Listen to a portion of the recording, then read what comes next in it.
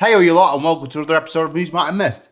I'm your host Tom Lord, and on this show we look at a mighty mix of eclectic excerpts ranging from news outlets, blogs and tabloid rags based around the globe. On today's show we've got love is a powerful thing, just because you're a bit sweary doesn't mean you won't be a good friend, and car parks, they're surgical places, right? But first, it doesn't matter if you're down on your luck, you can still have morals. According to NOS, in Amsterdam, a homeless man received an award and a gift card from police. Mint, a gift card. The man had found a wallet containing almost €2,000 and had brought it to the police station. Look at that, this gift card. Someone from the Bergwallen agency in the centre of Amsterdam wrote, "Because we believe that honesty should be rewarded, he received a silver thumb from us, which we only occasionally give to citizens, and a gift voucher of €50. In a video on the website Didnt, the man says he found the wallet when he was collecting empty bottles and cans at an Amsterdam Central train station.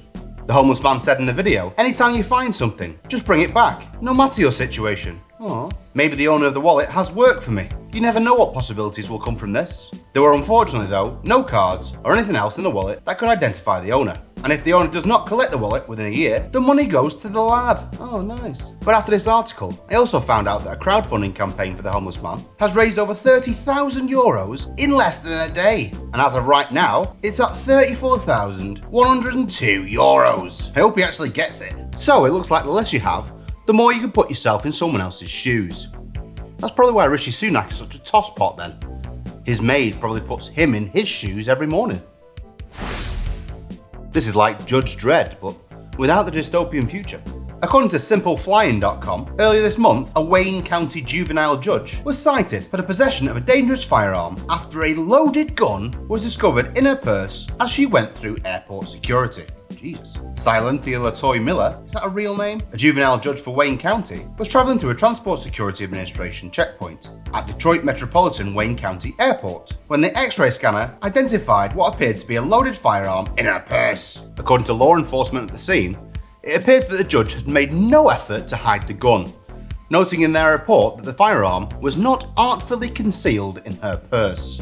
Not only that, according to Fox 2 Detroit, the firearm appeared to have a full clip with 6 bullets and a 7th in the chamber. Not only that, the gun's serial number was difficult to read, and furthermore, the weapon was not registered, as Miller said that her brother had gave her the gun, but she basically never did it. She was cited for possession of a dangerous firearm, and the TSA may impose up to $14,950 per person. Weird thing for me is though that they're actually allowed on board the aircraft. It's just got to be packed and loaded in a separately locked, hard-sided container as checked luggage. She literally just had to declare it in the bullets. So it's not legal to have it on you, but it's cool if you have it in your checked baggage. Is it the same sort of anxiety that makes me carry around Gaviscon that compulses Americans to carry weapons? Answer in the comments please, I'm actually genuinely interested. Love is a powerful thing. According to Simple Flying again, what a legend. In the northwestern Italian city of Turin, a man reportedly caused a 1-hour delay on a service to Madrid after he decided to get off the plane at the last minute, following a quick phone call with his girlfriend. Aww. Very last minute though, as the aircraft's engines were already on as it prepared for takeoff. According to Career.it, after the man's girlfriend begged and persuaded him to stay, the man screamed, "Stop everything, I need to get off." And according to testimonies reported to Career, the man and the crew had a discussion, after which they decided to let him off due to security concerns. The aircraft was approximately delayed by 1 hour, and it finally landed in the Spanish capital around 2:20 in the afternoon. But despite the disruption, no fine has been issued, apparently due to the fact he asked to get off prior to takeoff. Fair enough. And Turin's airport operator Saget said the following: "Everything's happened in complete calmness. Obviously this requires timing. What? Since it's his right, the passenger was not fined." In the unofficial words of the Indian spiritualist stroke politician Mahatma Gandhi, gay. Not in a homosexual way, just in a, pent way. As in what he did was bent and he should collect his ball bag at the lost baggage counter way. I like those odds.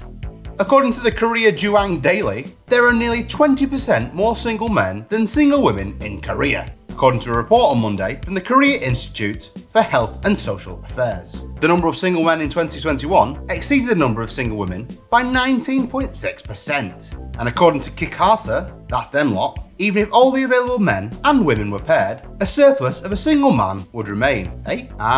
Supposedly making it more difficult to men to find partners based on demographics. The imbalance, though, is even greater in suburban areas compared to metropolitan regions, with some rural areas showing 30% imbalance and Seoul, the capital, only showing 16.2. Kiyasa attributes the imbalance to a prolonged period of more male births than female births, as since the 1970s, the sex ratio at birth in Korea has exceeded the national ratio, 104 to 107 boys for every 100 girls. I'm going to be honest, I thought this was the other way around for most of this article.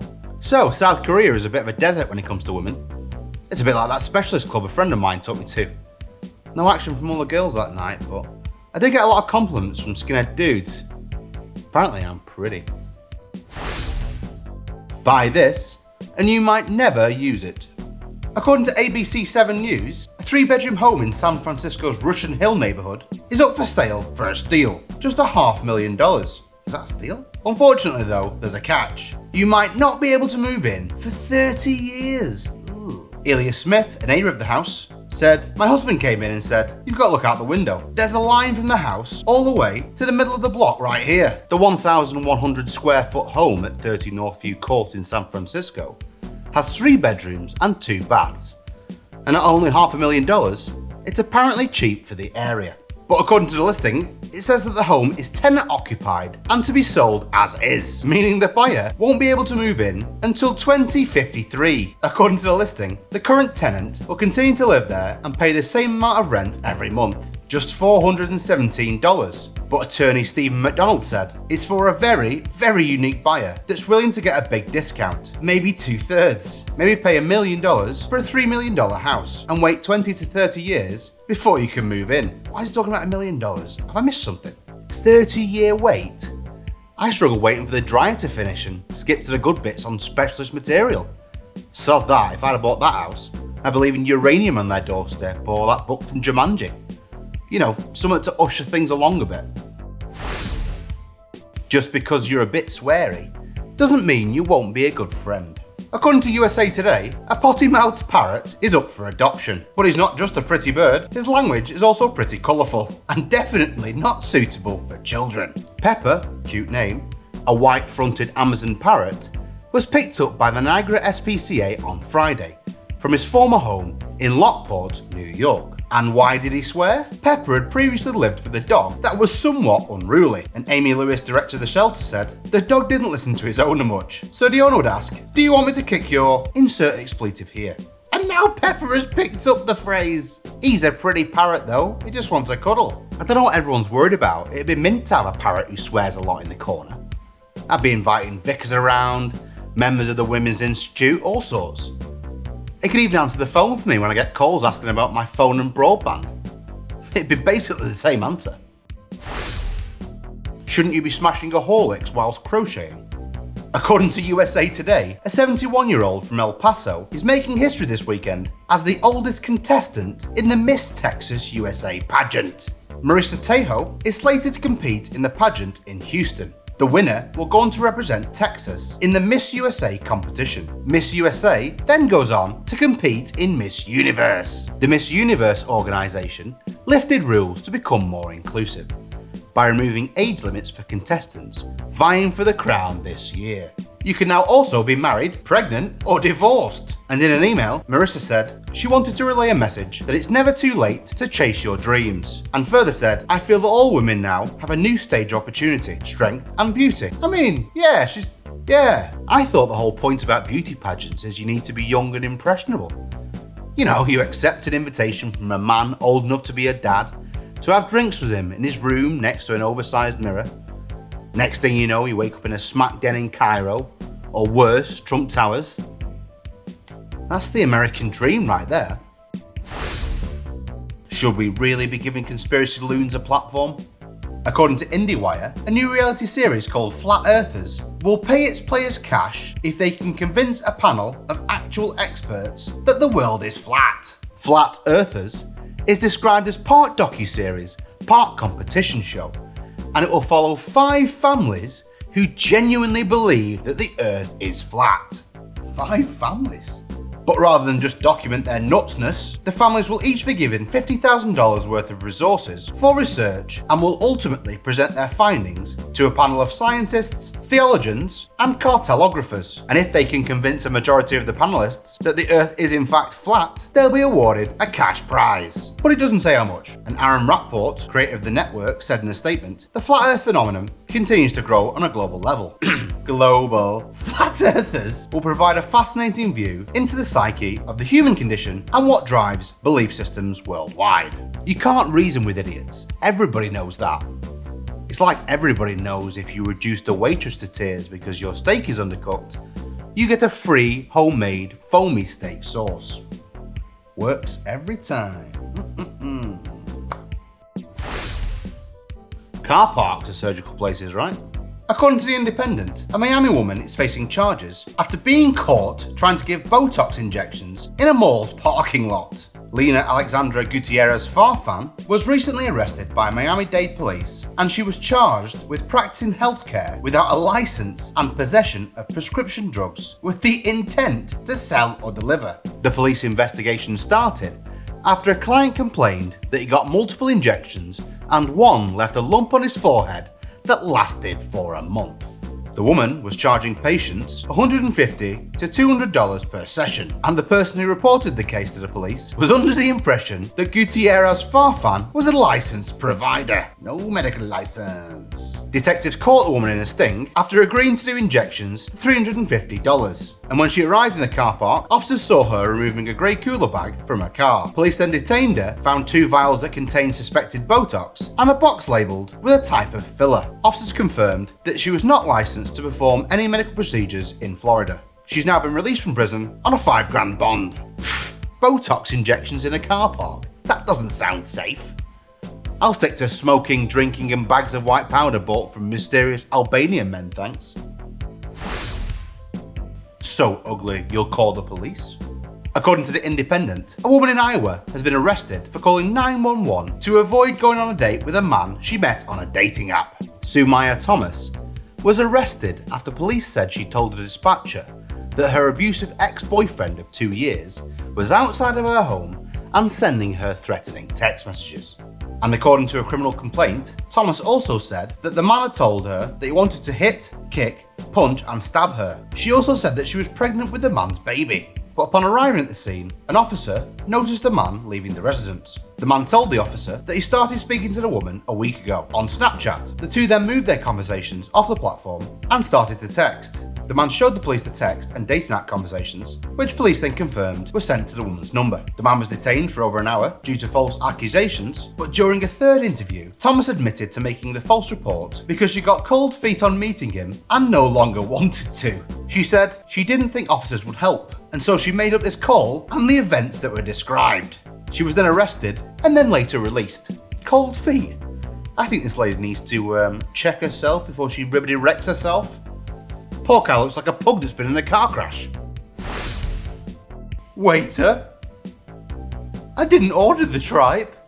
According to The Independent, a Florida man eating in a diner with his wife recently sneezed so forcefully it caused parts of his intestines to exit his body through a surgical wound. The case, published in the American Journal of Medical Case Reports, describes the man as a 63-year-old with a history of prostate cancer, and during treatments for post-cancer reoccurrence, he encountered various health complications, and the man underwent a cystectomy, a procedure to remove his urinary bladder, leaving him with a healing surgical wound on his abdomen. The morning of the sneeze, the man's doctors reported that he was healing well and could remove the staples binding the wound together. So he and his wife went out for scran at the diner to celebrate. But during breakfast, the man sneezed forcefully, followed by coughing. He immediately noticed a wet sensation and a pain in his lower abdomen, and looking down, he observed several loops of pink bowel protruding from his recent surgical site. The man then covered his guts with his t-shirt and considered driving himself to hospital, but feared changing positions and called an ambulance instead. Fair choice. Paramedics then covered the wound with a pad, gave him painkillers, and rushed him to a nearby hospital. 3 surgeons then popped it back inside.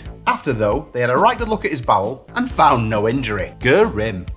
Observed several pink loops of bowel popping out. That's a fear that haunts your dreams. It's like turtling during sex, isn't it? It's the only thing stopping me from ripping a fat one on the vinegar strokes. Slow delivery due to enemy attacks. According to the BBC, residents in a town in Cornwall have received a letter from Royal Mail apologising for late mail, explaining that its delivery workers were being hampered by dive-bombing seagulls. Royal Mail have said that those living in the affected zone in Liskeard could choose to wait until the birds were not aggressively protecting their young. Or of course, nominate a new address. One Liskeard resident described it as deadly to go outside when the birds were nesting, and in the letter, Royal Mail assured its customers the company would be monitoring the situation on a daily basis. The letter read, "As you may be aware, we are currently experiencing some difficulties safely delivering to you and your neighbour due to the seagulls in the area, swooping at delivering staff in order to protect their young. Please accept my apologies for any inconvenience this may cause. But whilst Royal Mail is committed to providing a consistent daily delivery to addresses, we do place the highest priority on the safety of our employees." Seagulls are hard, mate. You ever seen one devour a KFC box meal? That cannibalistic look in their eyes is one you can't forget. It's like the stare at HSBC when you tell them you've got coins to pay in. No coins here. We're a digital branch.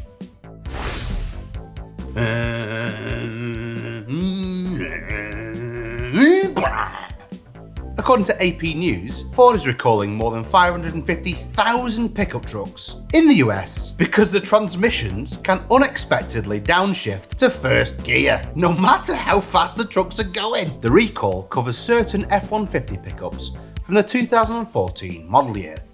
Ford's F-Series pickups are the top-selling vehicles in the US. Documents say that the problem is caused by a lost signal between the transmission speed sensor and the powertrain control computer. There could also be corrosion and problems with connector pins, but dealers are going to update the powertrain control software at no cost to the owners. And in a statement, Ford said it expects repairs to be available in the third quarter, and owners will be able to use the mobile service or pick up and delivery at participating dealers. I once went in the wrong gear on the way to a funeral. But to be fair, all that gimp gear I've got is the only clothing I've got that's black. How was I to know she died falling into an industrial vat of rubber? Put it on the RSVP, people. It's only a game, mate. Chill out.